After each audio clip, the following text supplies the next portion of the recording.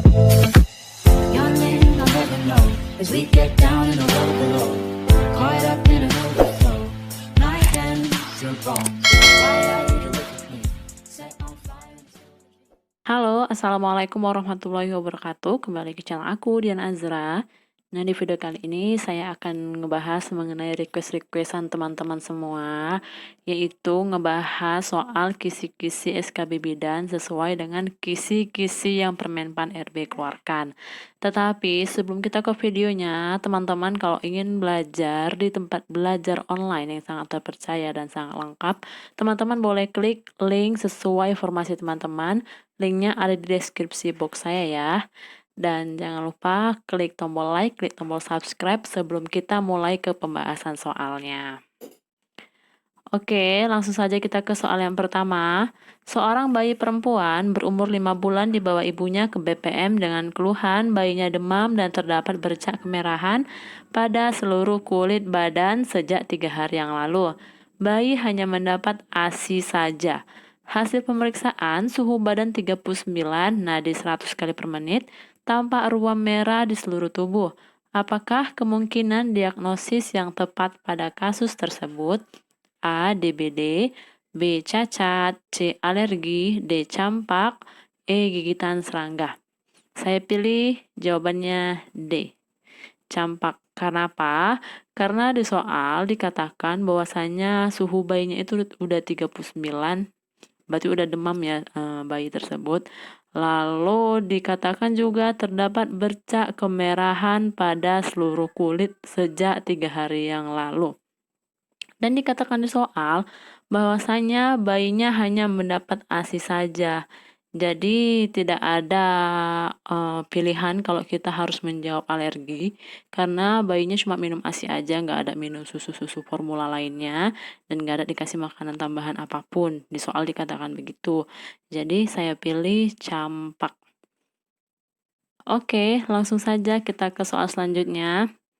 Seorang perempuan berumur 26 tahun, G1P0A0, hamil 38 minggu, datang ke BPM dengan keluhan mules semakin sering dan kuat.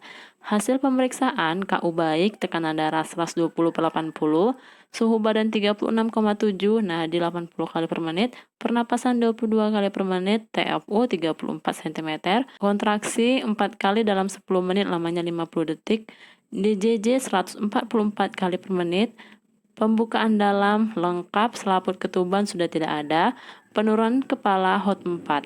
Setelah dipimpin meneran 2 jam, bayi belum lahir. Apakah tindakan yang harus dilakukan pada kasus tersebut? A. Merujuk ke rumah sakit, B. Memberikan asupan nutrisi, C. Mengajarkan teknik relaksasi, D. Melakukan stimulasi puting susu, dan E. Mengajarkan ibu merubah posisi. Saya pilih jawabannya merujuk ke rumah sakit. Kenapa? Karena menurut saya soal nomor 2 ini diagnosanya itu kala 2 lama. Di sini dikatakan bahwasanya pembukaannya sudah lengkap dan selaput ketubannya udah nggak ada. Dan ibu tersebut sudah dipimpin meneran 2 jam yang lalu. Ibunya primigravida ya, G1P0A0. Jadi biasanya di kala 2 primigravida itu paling lama 2 jam dan untuk multigravida itu biasanya sampai 1 jam kayak gitu. Di soal dikatakan bahwa kontraksinya bagus ya, 4 kali dalam 10 menit lamanya 50 detik. Pernapasan juga bagus, tensi juga bagus, TFU 34 cm. Jadi kayak agak besar bayinya di sini ya. Dan dia baru anak pertama kayak gitu, kehamilan yang pertama. Jadi tindakan yang tepat yang harus dilakukan pada kasus nomor 2 ini menurut saya itu dirujuk ke rumah sakit untuk mendapatkan tindakan yang lebih lanjut, misalnya bisa saja divakum ataupun seksu sesaria. Pokoknya kita tuh harus konsultasi ke dokter obgyn ya untuk penanganan lebih lanjut mengenai kasus nomor 2 ini. Oke, langsung saja kita ke soal nomor 3. Seorang bidan melayani ibu-ibu postpartum di posyandu desanya. Ibu-ibu postpartum tersebut telah mendapatkan vitamin A 200.000 unit segera setelah melahirkan. Apakah manfaat pemberian suplemen tersebut? A. Mencegah konstipasi, B. Meningkatkan kadar HB, C. Mengatasi perdarahan, D. Mencegah pandangan kabur, dan E. Meningkatkan produksi ASI.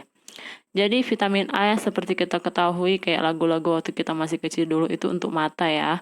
Tetapi di soal kali ini vitamin A tersebut dibagikan ke ibu-ibu postpartum.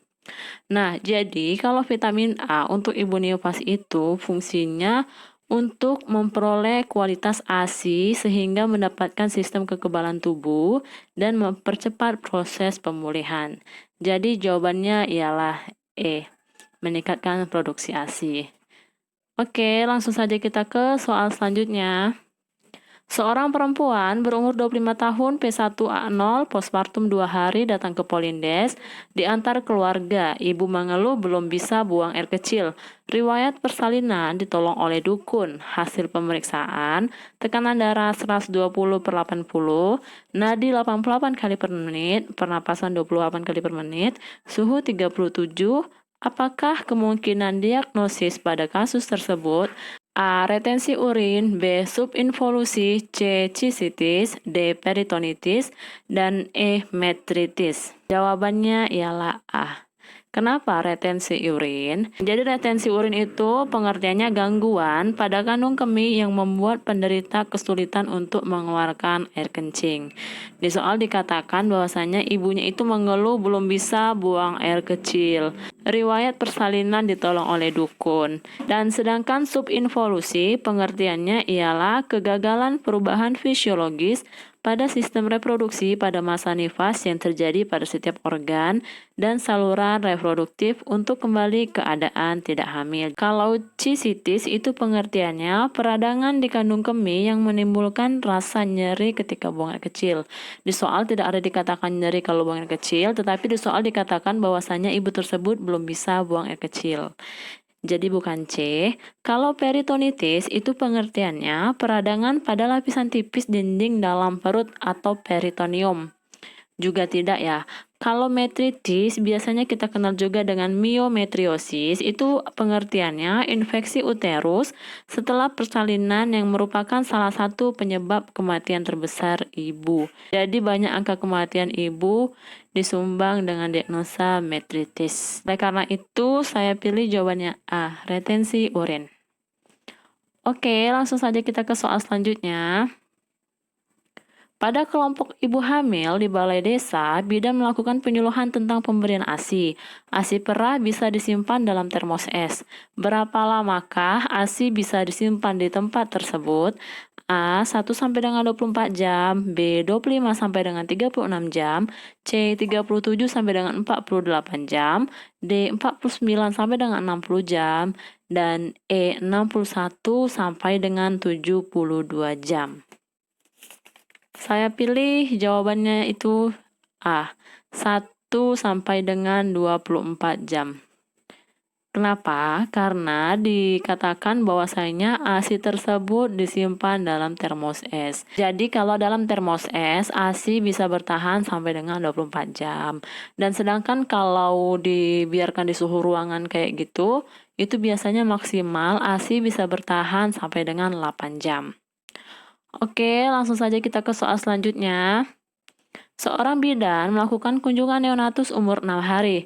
Persalinannya ditolong oleh dukun. Ibu mengatakan bayinya rewel sejak 2 hari yang lalu, tidak menyusu. Hasil pemeriksaan, mulut mencucu, wajah tampak agak kuning, tali pusat berbau dan basah, tubuh teraba febris. Apakah kemungkinan diagnosis yang tepat pada kasus disebut? A. Sepsis, B. Meningitis, C. Kernicterus, D. Hyperbilirubinemia, dan E. Tetanus neonatorum. Saya pilih jawabannya E. Kenapa saya pilih E? Karena di soal dikatakan hasil pemeriksaan mulut bayi mencucu, wajah tampak agak kuning, tali pusat berbau dan basah, tubuh teraba agak demam. Dan selain itu dikatakan juga bayinya rewel sejak 2 hari yang lalu dan tidak mau menyusui. Jadi hasil pemeriksaannya mirip dengan ciri-ciri tetanus neonatorum. Dan didukung lagi bahwasannya bayi tersebut persalinannya ditolong oleh dukun. Jadi memang kayak mengarah ke tetanus neonatorum. Karena bisa aja alat-alat persalinan tersebut tidak steril kayak gitu ya, karena ditolong oleh dukun. Oke, langsung saja kita ke soal selanjutnya. Seorang perempuan umur 29 tahun G5P4A0 hamil 28 minggu datang ke BPM dengan keluhan keluar darah segar dari jalan lahir. Hasil pemeriksaan tekanan darah 100/70, nadi 88 kali per menit, pernapasan 28 kali per menit, denyut jantung janin 140 kali per menit teratur. Perdarahan dari jalan lahir 100 cc. Apakah tindakan yang tepat pada kasus di atas? A. Vaginal torture. B. Pemeriksaan USG. C. Segera rujuk ke rumah sakit. D. Pemeriksaan in speculo. E. Pemantauan perdarahan. Saya pilih jawabannya C. Segera rujuk ke rumah sakit. Kenapa saya rujuk ke rumah sakit? Karena saya curiga bahwasanya ibu tersebut terjadi placenta previa. Yang seperti kita ketahui, placenta previa itu ditandai dengan keluar darah segar dari jalan lahir dan tidak ada nyeri. Dan itu biasanya di kehamilan 20 mingguan kayak gitu. Di sini usia kehamilannya 28 minggu. Jadi kita curiga ke arah sana.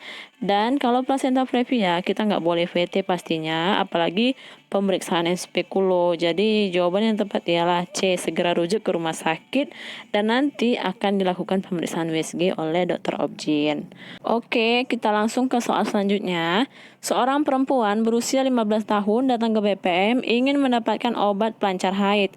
Hasil pemeriksaan TFU pertengahan simfisis pusat, DJJ 144 kali per menit. Apakah tindakan bidan dalam menghadapi kasus tersebut? A. Mengkaji ulang HPHT. B. Merujuk ke ahli kandungan. C. Memberi pil kombinasi 1 siklus.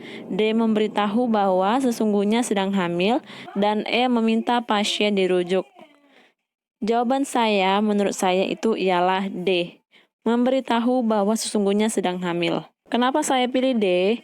Karena sepertinya di soal seorang perempuan umur 15 tahun tersebut tidak tahu kalau dia itu sedang hamil dan dia meminta untuk diberikan obat pelancar haid. Nah, sedangkan dari hasil pemeriksaan bahwasanya tinggi fundus uterusnya itu sudah sampai pertengahan simfisis pusat dan sudah didapatkan DJJ. Berarti memang benar ya hamil karena udah ada denyut jantung janinnya. Jadi menurut saya tindakan bidan yang paling tepat itu beritahu kepada ibunya kalau dia sedang hamil. Nah, setelah kita beritahu baru kita kaji HPHT-nya. Oke, sampai di sini dulu pembahasan soal kita kali ini. Kalau ada jawaban saya yang salah ataupun ada pendapat lain mengenai jawaban-jawaban dari teman-teman, boleh komentar di kolom komentar. Dan jangan lupa join segera di member Sahabat CPNS karena soal-soal di sana akan diupdate segera sesuai dengan kisi-kisi Permenpan RB. Dan jangan lupa klik like, klik tombol subscribe, bagikan video ini ke teman-teman kalian lainnya supaya kita sama-sama berbagi informasi. Dan terima kasih sudah menonton. Bye-bye.